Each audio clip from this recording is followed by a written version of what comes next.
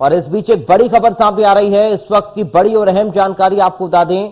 बड़ी खबर इस वक्त एक सामने आ रही है। लगातार बड़ी और अहम जानकारी से आपको हम रूबरू करवा रहे हैं कि आखिर क्या जानकारियां मिल रही हैं। इस वक्त आपको बता दें, अरुण यादव ने सोनिया गांधी को पत्र लिखा है। अरुण यादव चुनाव नहीं लड़ेंगे, पारिवारिक कारणों से चुनाव नहीं चाहता हूं, ये अरुण यादव ने अपने पत्र में लिखा। जो भी उम्मीदवार होगा समर्पित होकर काम करूंगा। खंडवा से अरुण यादव ने दावेदारी छोड़ दी है। आपको बता दें कि अरुण यादव का नाम लगातार सामने आ रहा था, फाइनल उनका नाम माना जा रहा था, लेकिन अरुण यादव ने अपनी दावेदारी छोड़ते हुए सोनिया गांधी को एक पत्र लिखा है और उसमें पारिवारिक कारणों का हवाला उन्होंने दिया है और कहा कि पारिवारिक कारणों के चलते चुनाव नहीं लड़ना चाहता हूं, लेकिन जो भी उम्मीदवार होगा उसको समर्पित होकर काम करूंगा, ये अरुण यादव ने कहा है। तो ये बड़ी खबर, बड़ी जानकारी इस वक्त आपको बता रहे हैं।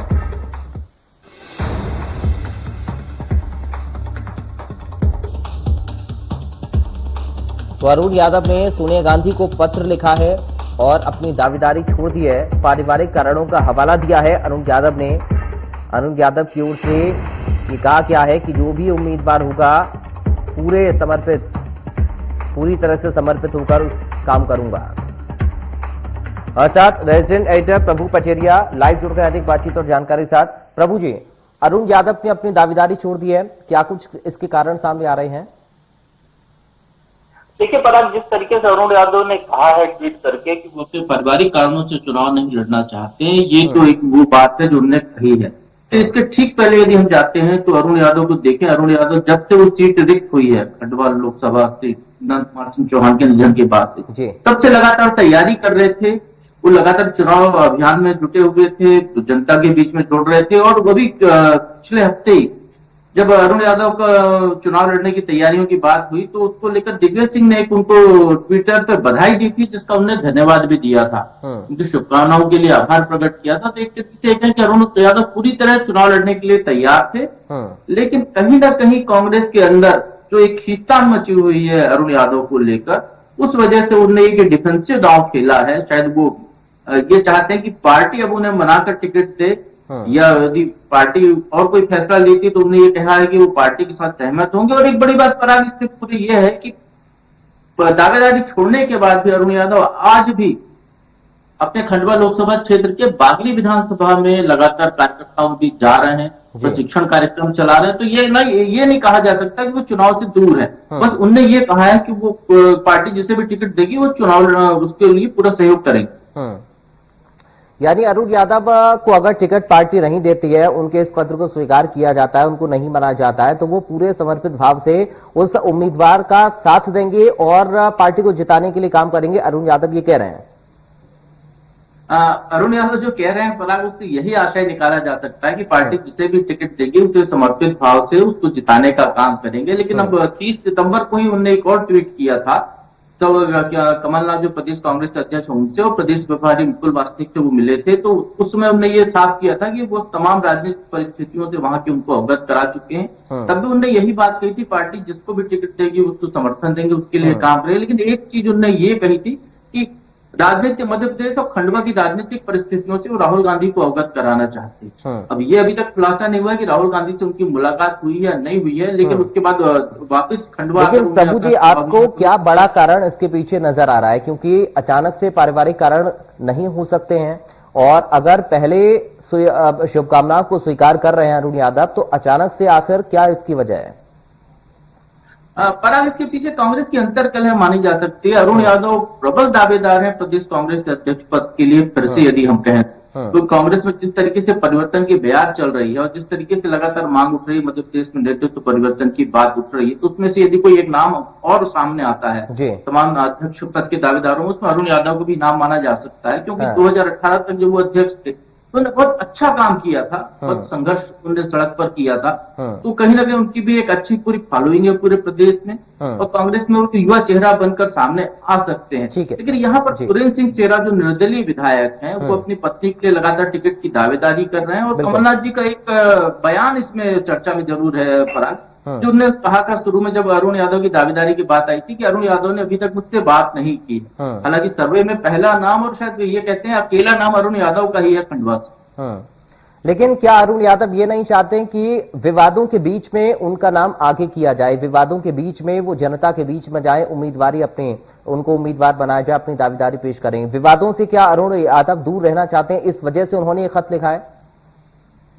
पराग, ऐसा लगता है कि पहले वो वहां पर पराजित हो चुके हैं और अब ये मौका है उपचुनाव का, जहां पर कि जो भारतीय जनता पार्टी के जो संभावित दावेदार हैं, जिनको प्रबल दावेदार माना जा रहा है, उनके कुछ नकारात्मक पक्ष भी हैं, जिसकी वजह से भारतीय जनता पार्टी अभी तक वहां की स्थिति में उसको टिकट दें या ना दें। ऐसी स्थिति में अरुण यादव को पूरी संभावनाएं दिख रही हैं कि वो वहां चुनाव जीत सकते हैं, लेकिन कांग्रेस जिस तरीके से उनको लेकर खींचतान मच रही है, जिस तरीके से वो निर्दलीय विधायक सुरेंद्र सिंह सेहरा दावेदारी जता रहे हैं कांग्रेस टिकट की अपनी पत्नी के लिए, कमलनाथ जी ने कोई आश्वासन उनको अभी तक खुलकर नहीं दिया, जैसा कि अरुण यादव की बातों से इंगित हो रहा है। तो इसको लेकर ये माना जा सकता है कि वो ये चाहते हैं कि पार्टी आला कमान निर्विवाद रूप से अकेले उनके नाम पर मुहर लगाए, पूरी पार्टी उनके पीछे खड़ी हो तो वो सीट निकाल सकते हैं। यदि ये स्थिति नहीं होती है, बगावत या भीतरघात का खतरा रहता है कहीं से, तो वो चुनाव मैदान में नहीं उतरेंगे। लेकिन प्रभु जी, एक आखिरी सवाल मेरा आपसे यह है कि अगर अरुण यादव नहीं होते हैं तो क्या शेरा की पत्नी को टिकट मिल सकता है? अगर वो नहीं होती हैं तो कौन हो सकता है? और क्या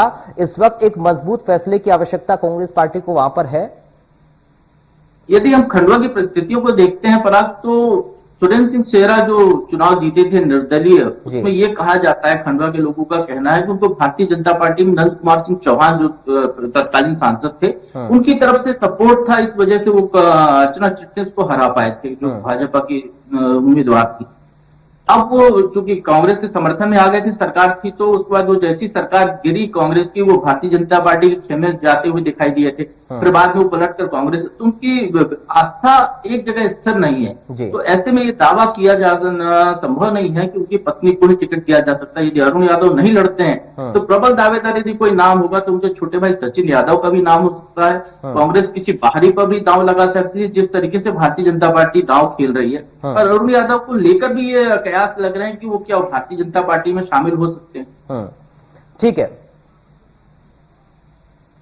मैं आपको यहां पर प्रभु जी रोकना चाहूंगा। सिद्धार्थ सिंह राजावत कांग्रेस पार्टी से नेता इस वक्त हमारे साथ जुड़ गए हैं। सिद्धार्थ जी, आपका बहुत स्वागत है सबसे पहले इंडिया न्यूज में।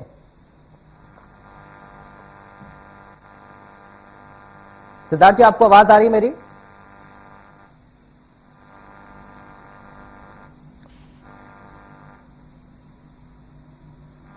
सिद्धार्थ सिंह जी, आप आवाज सुन पा रहे हैं मेरी? चलिए, लगता है संपर्क हमारा नहीं हो पा रहा है। एक बार फिर से हम कोशिश कर रहे हैं, हम जुड़ बातचीत इस पूरे मसले को लेकर कर पाए कि अरुण यादव ने जो खत लिखा आखिर क्यों उन्होंने खत लिखा और क्यों नहीं चाहते हैं, या फिर क्या अरुण यादव चाहते हैं, इस पर लगातार हम चर्चा अपने रेजिडेंट प्रभु पटेरिया जी से भी कर रहे थे। लेकिन अपडेट आपको बता रहे हैं, अरुण यादव की ओर से जो खत लिखा गया है उसमें यह भी कहा गया है कि दरअसल उन्होंने दिया और यह भी कहा कि जो भी उम्मीदवार होगा के साथ में समर्पित भाव से होकर काम करूंगा। चले, प्रभु जी हमारे साथ जुड़े थे। प्रभु जी, आपका बहुत शुक्रिया अपनी जानकारी और इस पूरी बातचीत के लिए। तो अब ये बीजेपी नेता नेहा बग्गा हमारे साथ इस वक्त जुड़ गई हैं। नेहा जी, आपका बहुत स्वागत है सबसे पहले इंडिया न्यूज में। जी नमस्कार पराग जी। नेहा जी, अरुण यादव ने खत लिखा है, दावेदारी छोड़ने की बात कर रहे हैं, वो किस तरह से आप लोग देख रहे हैं इसे? नहीं, देखिए, कांग्रेस के जो हालात हैं आज पूरे देश के अंदर, मध्य प्रदेश में उससे अछूता नहीं है। हम सब जानते हैं कि अगर आप उनकी राष्ट्रीय राजनीति देखेंगे तो जिस तरीके से G23 है, अन्य अन्य राज्यों में देखेंगे तो पंजाब की स्थिति अच्छी भरी चलती हुई सरकार की जो हालत कर दी है गांधी परिवार ने, छत्तीसगढ़ के विधायक कैंप लगाकर बैठे हैं दिल्ली के अंदर, राजस्थान में जो गहलोत और सचिन पायलट के बीच में चल रहा है वो हमारे सामने है, और मध्य प्रदेश में भी जिस तरीके से लक्ष्मण सिंह, सज्जन सिंह और इन लोगों के लगातार बयान आते हैं, और खुद कार्यकर्ताओं के बीच से एक भाव आता है कि गायब कमलनाथ है, कांग्रेस अनाथ है। उसको देखते हुए अरुण यादव जी ने रणछोड़ अरुण बनने का काम किया है, क्योंकि वो जानते हैं कि कांग्रेस पार्टी में अब दम नहीं। कांग्रेस पार्टी जो 2 पार्टी सिस्टम में मध्य प्रदेश में रहती थी, अब उसे कंधे ढूंढने पड़ रहे हैं और विपक्षी एकता की बात करने लग गए हैं। और इसमें सबसे महत्वपूर्ण बात यह है कि पूर्व मुख्यमंत्री जो अपने बंटाधार काल के लिए जाने जाते हैं, उन्होंने जब शुभकामनाएं दी थी अरुण यादव जी को, उसी समय मध्य प्रदेश की जनता समझ गई थी कि अरुण यादव के राजनीतिक करियर, राजनीतिक भविष्य का बंटाधार हो गया है। और वही कल धरातल पर दिखा, जो अरुण यादव कैंप लगाकर बैठे थे दिल्ली के अंदर, उन्हें ये भाव भी समझ में आ गया कि कांग्रेस पार्टी समाप्ति की ओर है, और वे ये भी समझ गए कि शुभकामनाएं देके बंटाधार करने वाला, उनका भविष्य बिगाड़ने वाला व्यक्ति कौन है। तो कांग्रेस जो गुटों के लिए जानी जाती है, झगड़ों के लिए जाने जाती है, जिसका अस्तित्व खत्म हो रहा है, और जिसके प्रदेश अध्यक्ष, वो एक कहावत भी है कि अंधा बाटे रेवड़ियां घूम घूम कर खुद को दे।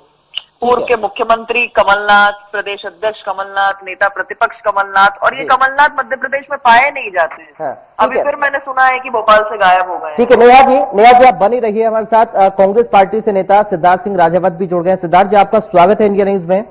धन्यवाद। सिद्धार्थ जी, क्या कारण है अरुण यादव क्यों दावेदारी अपनी छोड़ना चाह रहे हैं? देखिए, ये स्पष्ट है और ये आधिकारिक रूप से उन्होंने इसकी पुष्टि भी कर दी है, और उन्होंने एक ट्वीट करके पूरा हवाला भी दिया है कि पारिवारिक कारणों से मैं चुनाव नहीं लड़ रहा हूँ, ना कि कोई पार्टी में कलह अंतर कलह, जैसा कि हमारी अभी भारतीय जनता पार्टी की प्रवक्ता बग्गा मैडम बोल रही थी।